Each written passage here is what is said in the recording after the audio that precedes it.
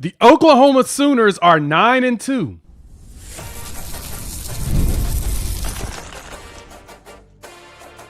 You are Locked On Sooners, your daily podcast on the Oklahoma Sooners. Part of the Locked On Podcast Network, your team every day.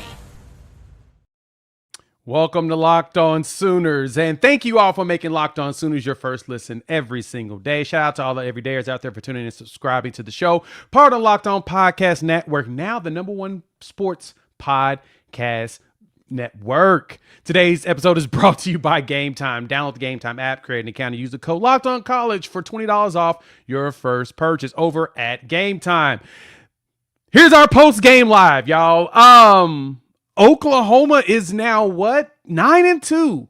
And don't worry, I got a lot of complaining to do on this episode, but I do want to give flowers first because they're deserved. Sooners pull out the victory against Missouri 17-6. And Oklahoma's now really in the driver's seat, heading to a potential chance of going 10-2 and walking into the playoffs. And so we're going to jump in. We're going to break down the game. We're going to look at both sides of the ball like we always do. John is out today, so you got your boy Jay here. You can follow me at Unfair Sports, as well as check out my channel, Unfair Sports, for more Oklahoma content, college football, and SEC content itself. And the Sooners did it. They just did it. That's basically the only thing I can say out of this. The defense was bending but did not break. They forced Missouri to play the game that they did not want to play. And I don't think people understand when I say that they dominated Missouri, but they really did, because Missouri likes to do one thing and one thing only. They like to run down your throat. That is their strength. That is the most powerful and potent portion of their offense. And guess what happened? We only gave up 70 yards of total offense, of rushing in this game. We gave up 301 total yards. We were almost at the 200 mark. We was holding them, but in the fourth quarter, they ended up finishing with like 106 yards of offense. But Oklahoma did a really good job of forcing the run game after it bursted in the first quarter. It's 61 yards in the first quarter rushing for Missouri. Second quarter, they had 9 yards. Third quarter, they had 9 more yards. And in fourth quarter, they finished with -9 yards. And so in that respect, the second half, Missouri only had 0 rushing yards. That to me tells you everything you needed to know about how this defense plays. This tells you everything you need to know about how Brent Venables has been pushing this defense to be great. Yes, the offense has struggled, but don't worry. I'm going to rip into them a little bit later. So if you want to hear that part, stick around. But the defense is the one that deserves all of the flowers. Hardy, who is, hands down, the best running back in college football. I don't care nobody say. You can argue with your mom on that one. That man had 17 carries for 57 yards. He had one big 20-yard play. And if you take that away, 16 carries for 37 yards. You did your job in this game. And we talked about this before the game. John Miller from Locked On Missouri talked about it in the crossover. I talked about it with Coop over on my channel on the Sooner or Later Sports Podcast. Guess what? The only way you win this game is to stop Hardy. You did it. Jamal Roberts, the other dynamic running back they had, 10 carries, 14 yards. So overall, this defense did its job. And the good thing about this is, and I know a lot of people have been in the comments, I see some of you guys in there too as well, that you got to get this offense going to be successful long term. It's about to get cold. And the one thing that travels in the cold, defenses and rushing. So we'll talk about how the rushing was going, but the defense did exactly what you needed. Going 9-2, I for real, I want y'all to hop in these comments. I'm reading what you're saying as I'm talking, but I want y'all to explain something to me. How many of y'all thought we were going to win 9 games this year? Go ahead. Tell me. I want y'all to be truthful with me and yourself, because I said 10 wins was the floor for this team. We're at the floor. Now we just got to win next week. Not putting the cart before the horse. We got to win. But 9-2 feels good, right? Like 9-2 feels like something to celebrate. No, we've got a lot of complaining to do, though. We've got a lot of things we need to get better at. And as BV would say, if you follow me on social media at Unfair Sports, you'll see me post this every time something good comes from Oklahoma. Excuse me. It ain't good enough. It ain't good enough. You need more. And the good thing is the defense keeps rising to the occasion that we need. That is what's most important. So many people did not believe in this team going into this game. Not that they would lose to Missouri, but Missouri truly had a chance. And I'm going to say, I totally agreed on that. Missouri had to play a borderline flawless game, and they couldn't. Bo Prabula comes in. He plays on that, messed up ankle. 20 for 36, 231 yards. 2 picks. We caused more turnovers again, y'all. Jacoby Johnson with a sick interception. And then Eli Bowen closes the game out with his pick. We did what we needed. He was not comfortable in that pocket at all. He was not feeling good. 8 tackles for loss for this defense. We had 4 sacks. So you know our dudes was out there forcing and causing problems. Something that I love to see. Grayson Halton and Taylor Wine teaming up for a sack together. And Taylor Wine getting one by himself. He finished with 1.5 sacks, folks. And 2 tackles for loss. Look, Taylor Wine's that dude. Period. Taylor Wine's that dude. DBs did work. You saw Cortland Guillory out there causing issues. You saw them trying their hardest to match up their receivers with our safeties because the angles were definitely going to be in their favor. They got some solid passes out of it. But Bowen was breaking up passes. You got Kip and Kendall Daniels out there balling. Don't worry. I'm going to get into the egregiousness of the refs because as y'all know, I preach this same sermon all the time. Never let the refs determine your success. You can't lean in on them, guys. We know that they're not going to call the stuff that we need in order to win and be successful. We know it's not going to happen. So I understand the grievances in the comments because I have many of them as well that I will talk about after the first break. But what I want to say here is I am just proud of this defense because I'm going to be honest. That first half made me feel like initially that, man, this defense is just going to quit after a while. They're getting tired of this crap. But the good thing is their love for Brent Venables is so high that their love for Oklahoma, their love for the strain, their love for the grind is too big to want to quit or even feel like it's BS, right? They know that we're going to have some things down on our side. They're going to call some Bush League calls. They're going to call some ridiculous flags out there. We know it. So we got to make sure we keep our head down and grind it. And this is what was beautiful. The targeting call. I'm going to break it down a little bit later. But the fact that after that play, the ball don't lie, we get an interception. We had to let them know, man. It was absurd to even call it, period. But we had so many good moments, especially on the defensive side of the ball, that put a smile on my face. Even in all of this pain. I feel like the Facebook meme. Somebody saying you should smile more. Ain't nothing to smile in my life right now.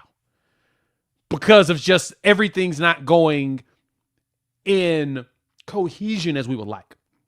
But the good thing overall is Oklahoma did what they needed to do to finish this game. Time of possession is wild.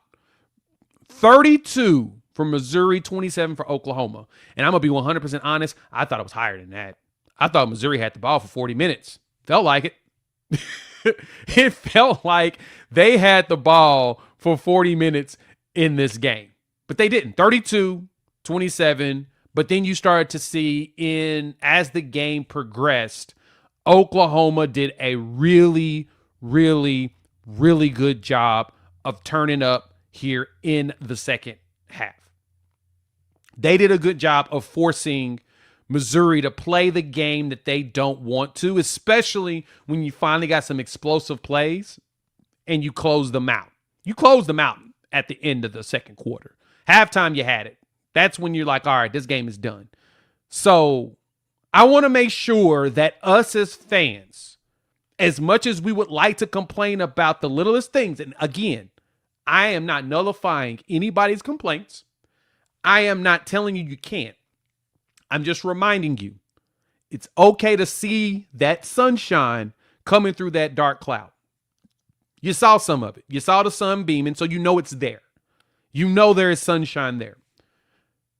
And this defense has shown each and every single one of us that the possibilities are endless. So I want to look at some plays. I want to look at how we were able to pull out this win. Plus, I'm going to file all kinds of grievances. Let's jump into that other side here on Locked On Sooners.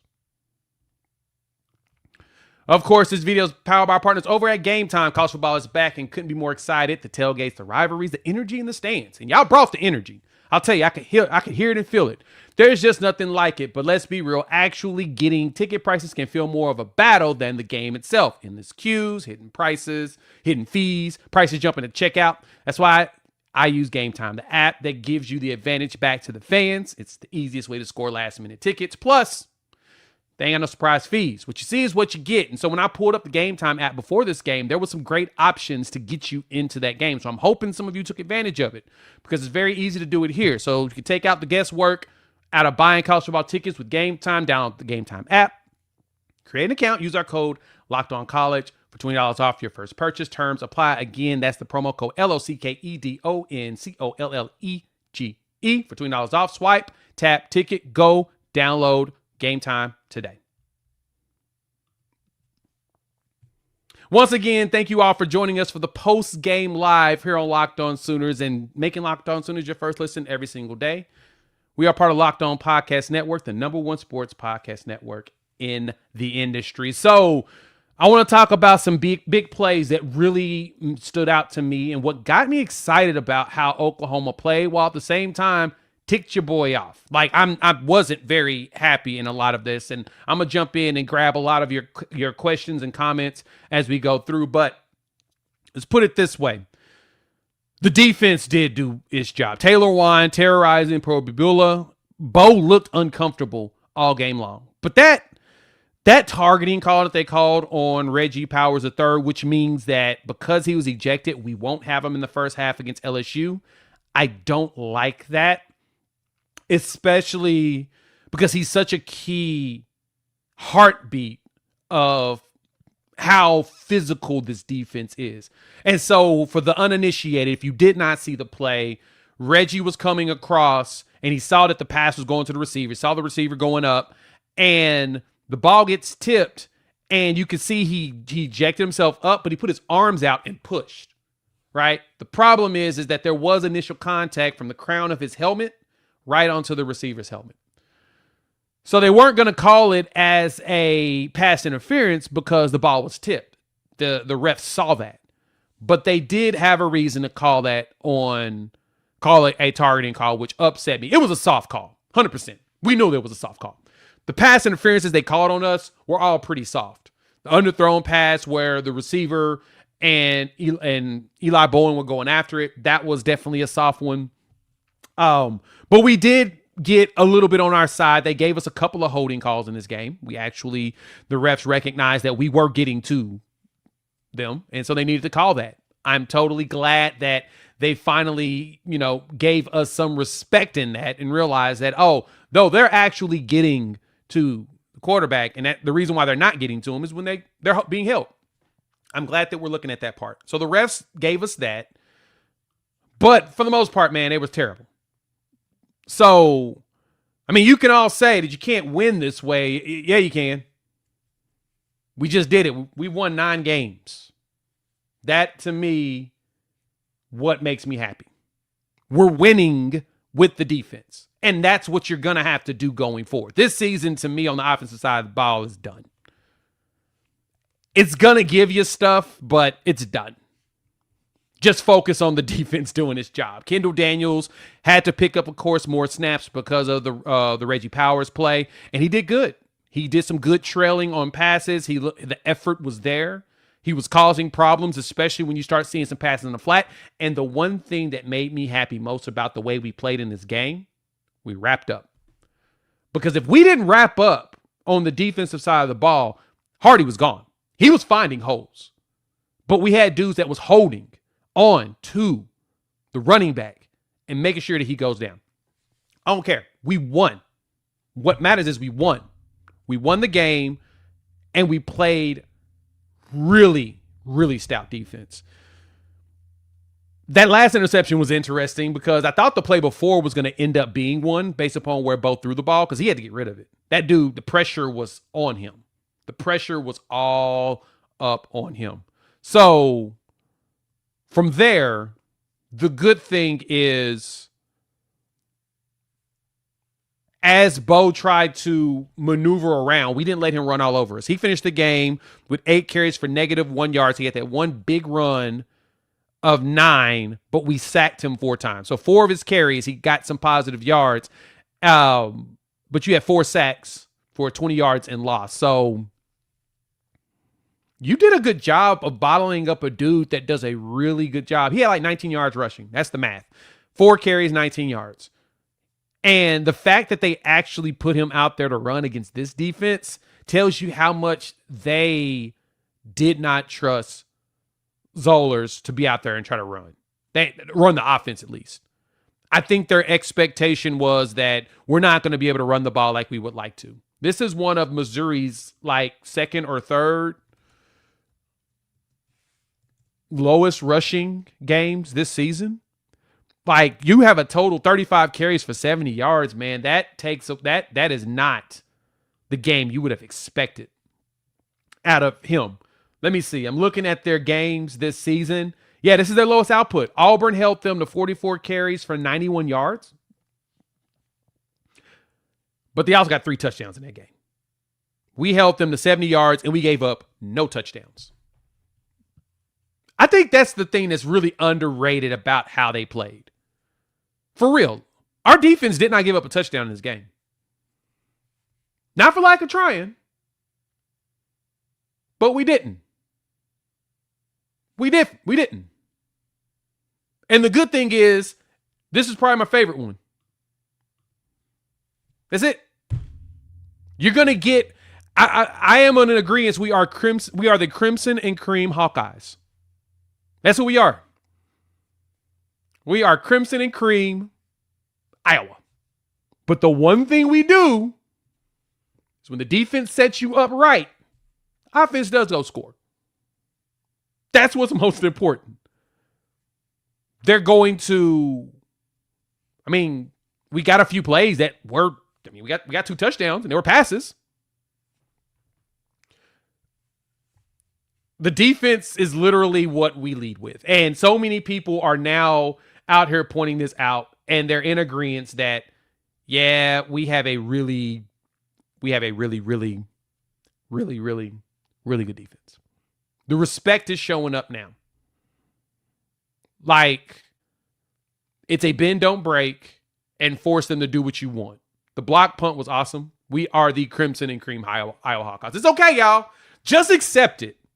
We need to just go ahead and embrace it for right now and understand that that's who we gonna be.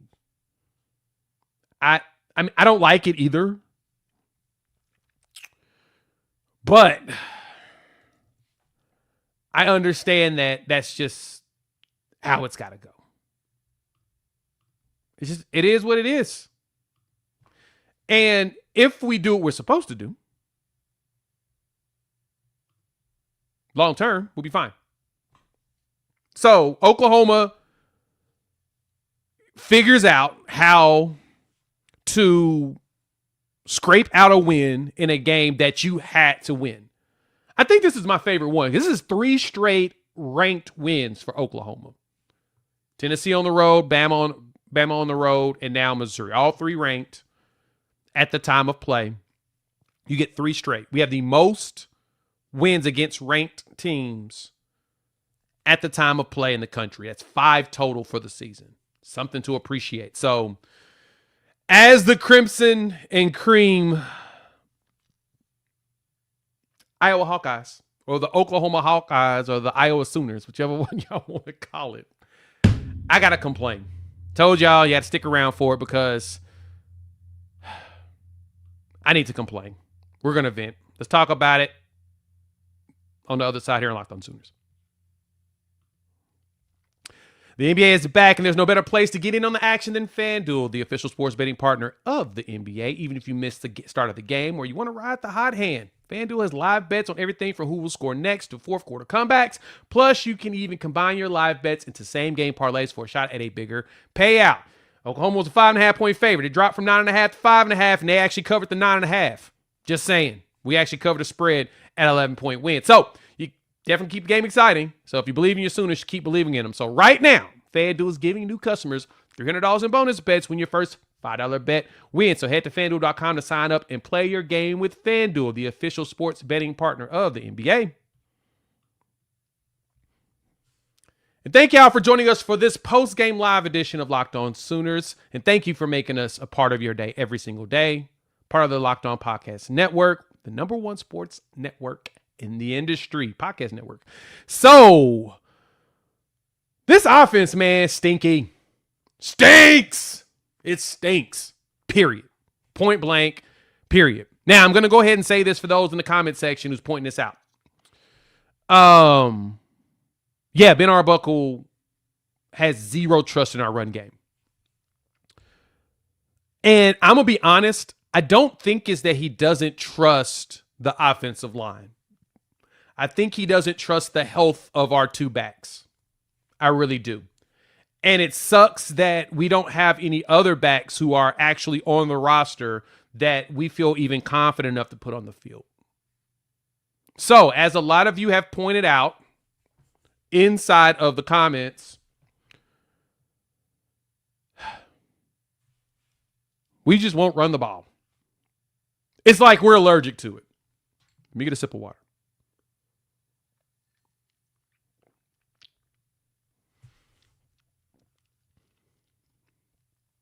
Guys, we're allergic to it. We are. We're just allergic to running the ball, man.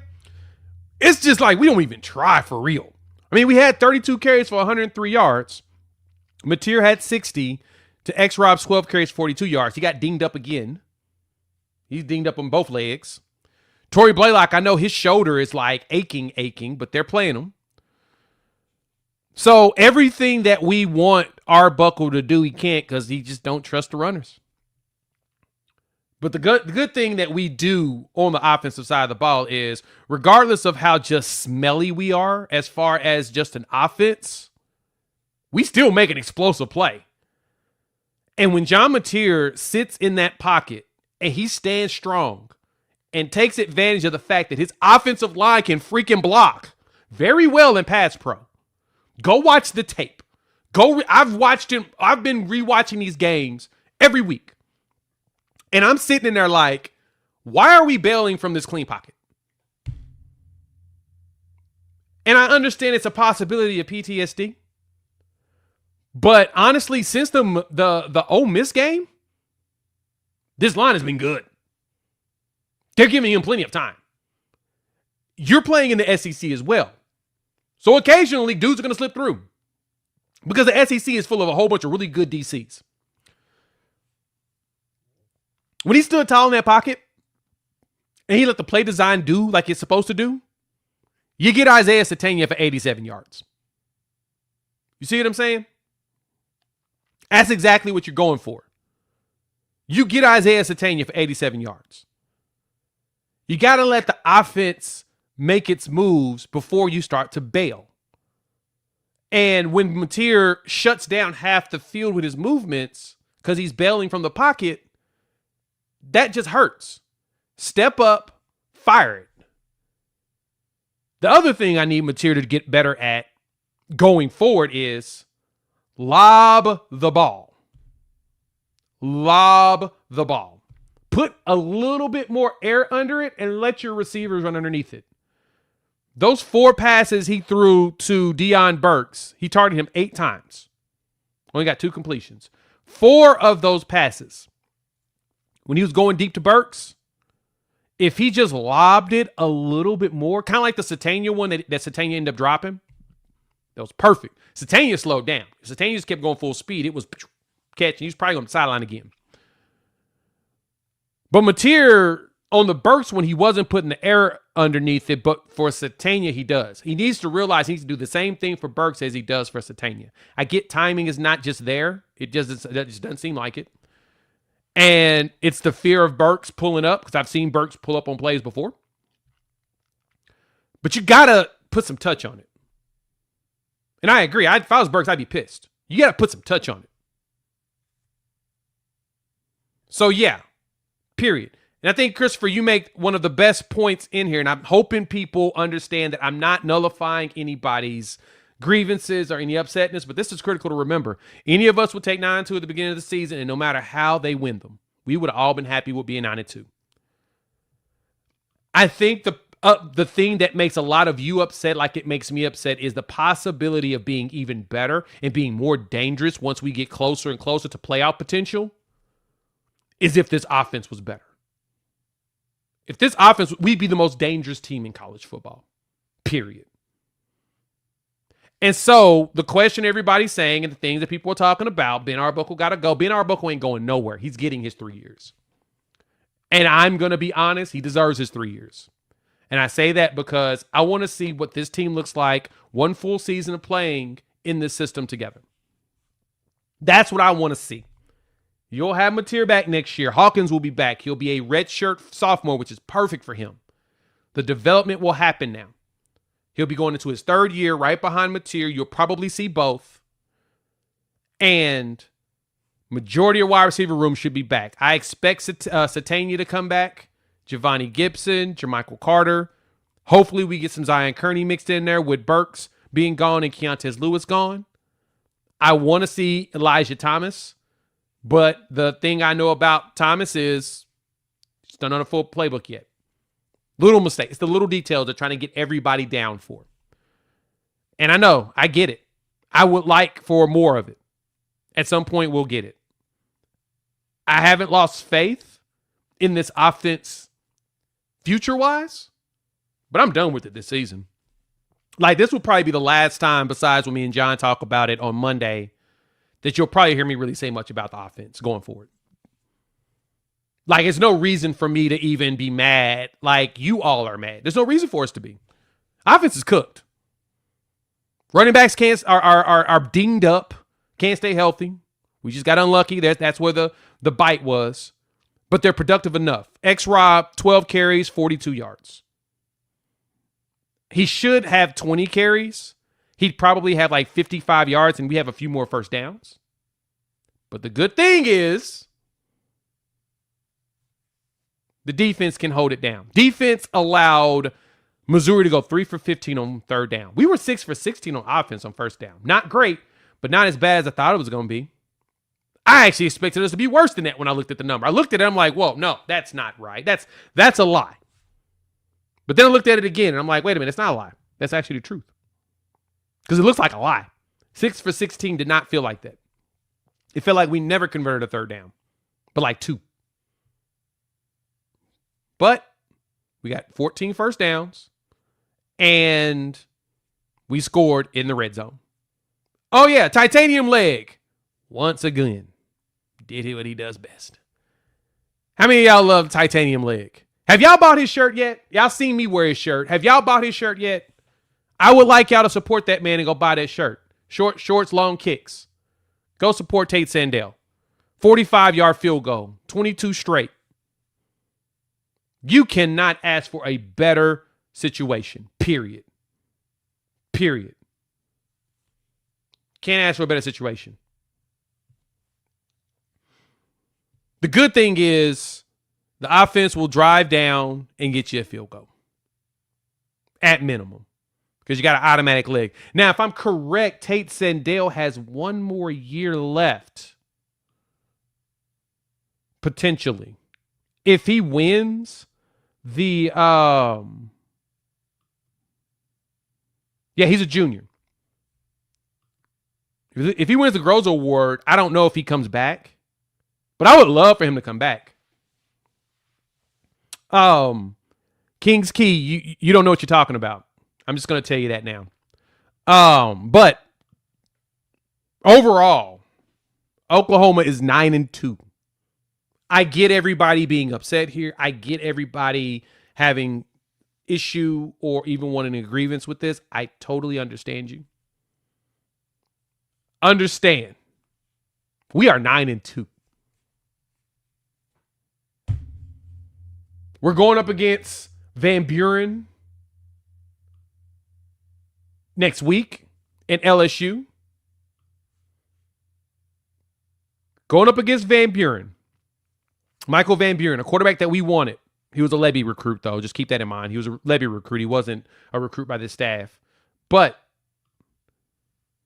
he's going to be the dude leading their offense. We are probably going to cause problems. So keep this in mind.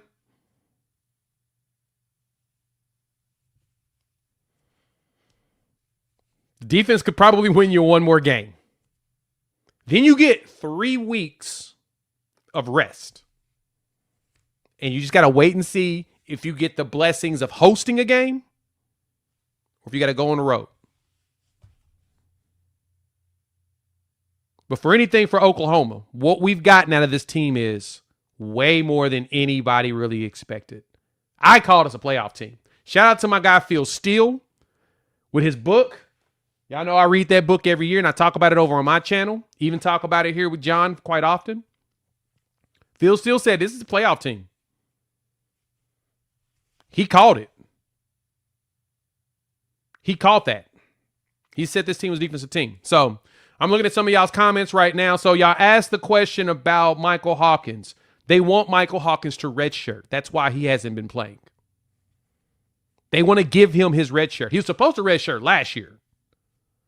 So that gives him that additional year at the college level to really refine himself. Remember, the biggest thing about going to the NFL as a quarterback is you need snaps and a lot of reps. A lot of reps, especially in practice.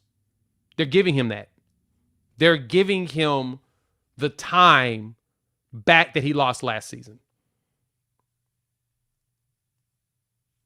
If they were to play anybody, it's going to be with Newbauer. They played him in the Kent State game to kind of just keep him moving, just in case Mateer didn't come back. But they're giving him the respect of getting his red shirt so he can leverage that and be a redshirt sophomore next year instead of a true junior. So much better for him being a redshirt sophomore. Because then next year you can play him as much as you want to in a situation where you got a lot of defensive players that could come back. A lot of them. And it feels like a lot of them wants to play here their senior year. Just saying. We don't get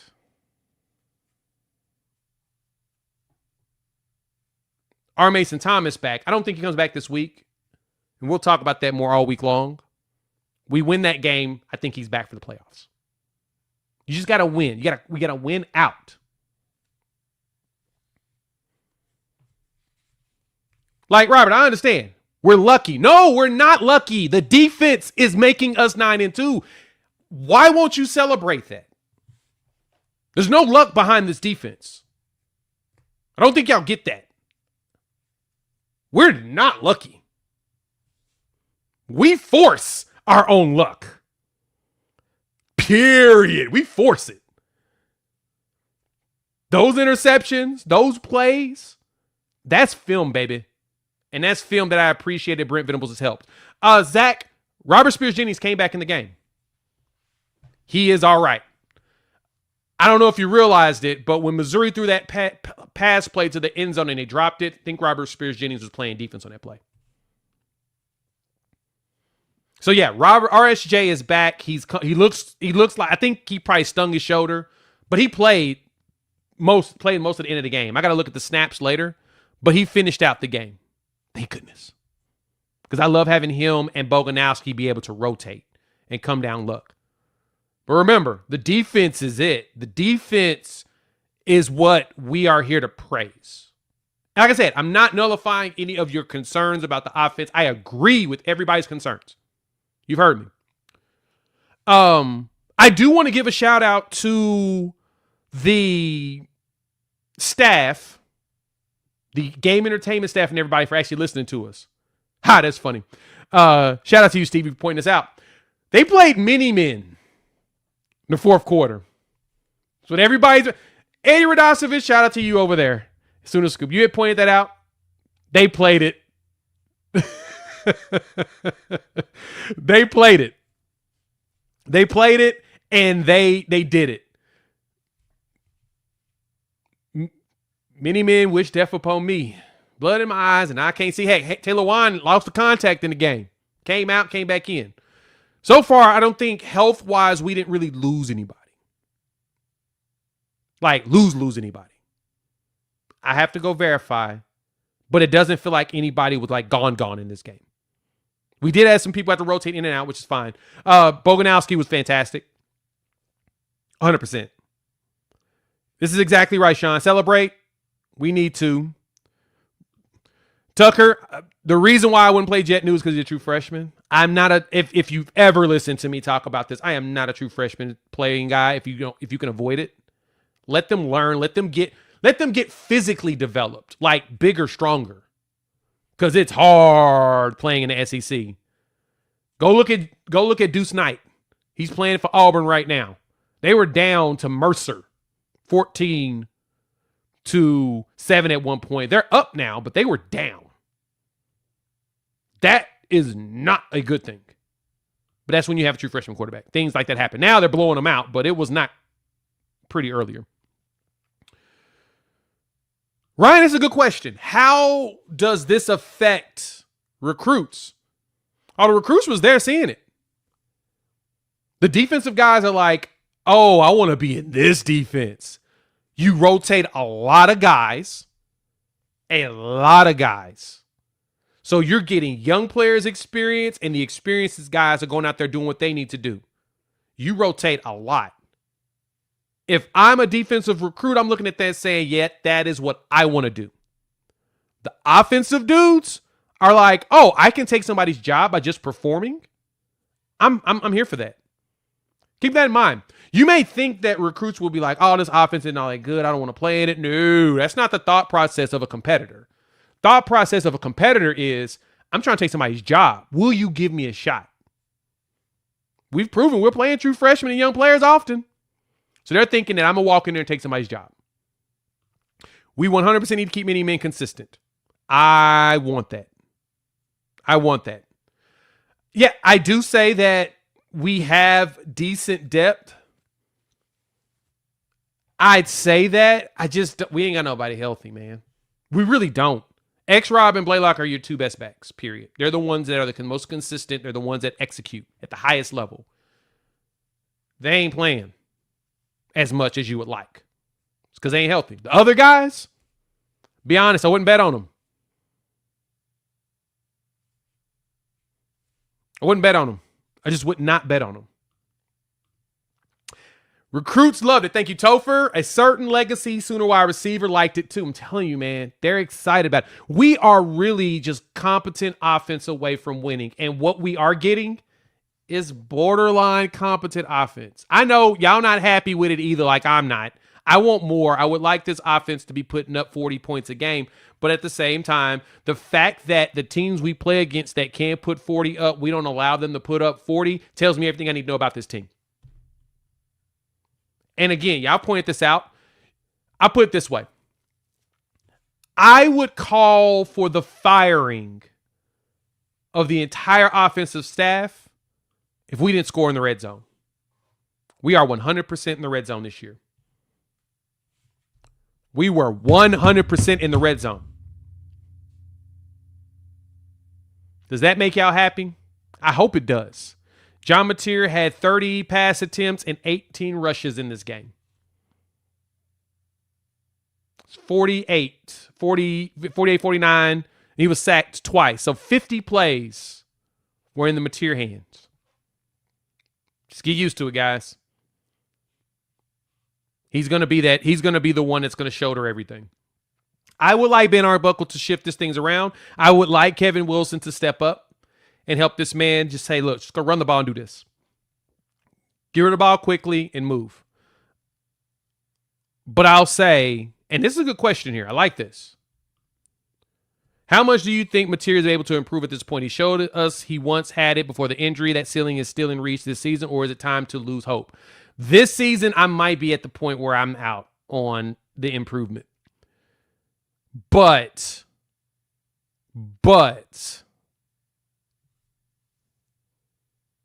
if we win Saturday, we beat LSU, and we're able to really heal over those 3 weeks,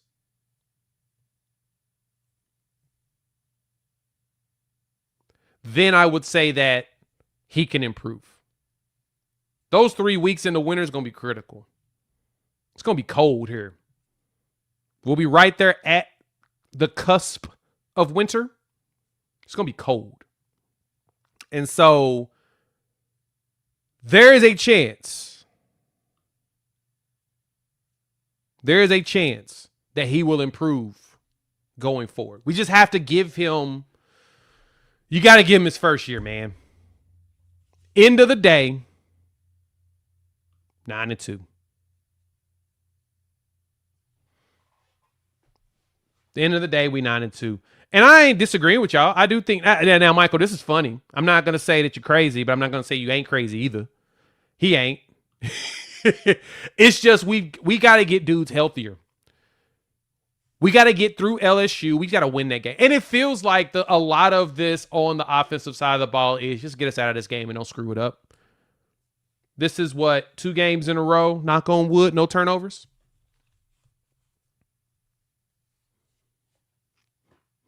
Pretty positive situation. You get 2 picks. But we got to give the Bowen, and yes, we need to give flowers to all these players.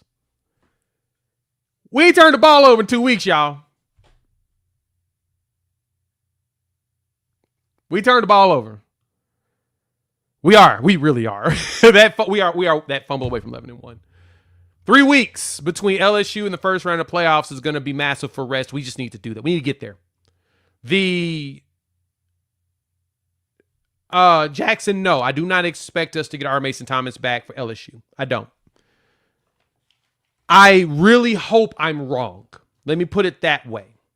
I don't expect him in that game, but I hope I'm wrong. And I say that because that's senior night. And I'm hoping that they give him, hoping he's able to play some. Just don't do anything to really hurt yourself. That's what it is. But we got to give also, as it was pointed out here, I want to get that, Ryan here, give the Bowen brothers their love. We said this season we needed Peyton Bowen to step up this year, and he stepped up in a big way this season. This has been a fantastic year for Peyton Bowen, period. He's been really good. All over the place, leading. He's done very well on that side of the ball. Very well. Eli. Yeah. He's really good. Really good. Let me go back to the beginning at some of y'all's comments. Y'all been in here active. I appreciate it, man. I appreciate all of y'all joining us. I love that, Sean, that you were on the 10-2 like me. I was there too. But the good thing is for all of us is, again, I do believe we need to keep Arbuckle. There's been too many glimmers of hope at the beginning of the season to make me think that it makes sense to get rid of him. It doesn't. He's playing with a quarterback who is still hobbled by some sort of injury. I still think it's his knee. When BV said he had a knee deal, I was like, yep, I see it. I see it. That is what I see. He can't run east and west. He does a great job when he runs straight. And I don't think it's one of those where he's so hurt that he can't play, which is why you don't ever see him on the injury report. I think it's more of it kind of stings sometimes when he does something wrong. So there's absolutely no reason for him to not play. Like, period. Like, there's no reason, no excuse, nothing. You play in that game. He's got a lot of hey, look. I don't know if you knew this, but that dude did just enough to win the Super Bowl. Can we complain about that? I mean, he also had Jamal Lewis, who was running the ball like freaking crazy, but digress. Defensively, He doesn't. He actually has more touchdowns than interceptions. He has 10 touchdowns this season to 7 interceptions. He had 8 going into the game, 8 and 7. He has 10 to 7. And he hasn't thrown one in 2 games. Can we be thankful for that part? But I do believe we keep Arbuckle. We covered the spread, y'all, which was opened at 9.5, fell to 5.5 because everybody was taking it like, Oklahoma ain't going to score, and we scored 2 touchdowns. Isaiah Satania is a monster when we can get him the ball. Monster.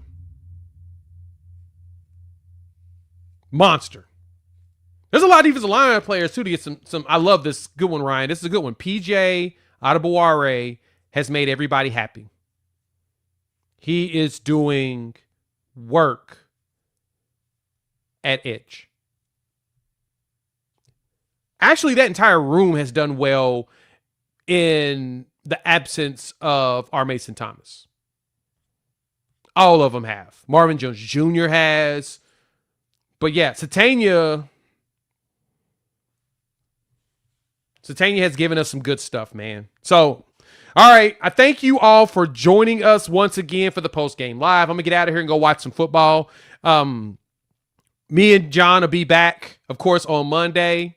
Check me out. Follow John at John9Williams. You can follow me at Unfair Sports. You can read John's work over at SoonersWire.com. You can follow me and watch more of my videos over at Unfair Sports. We appreciate y'all always showing love and support. We are very close to 16,000 subs. So, y'all enjoy your day.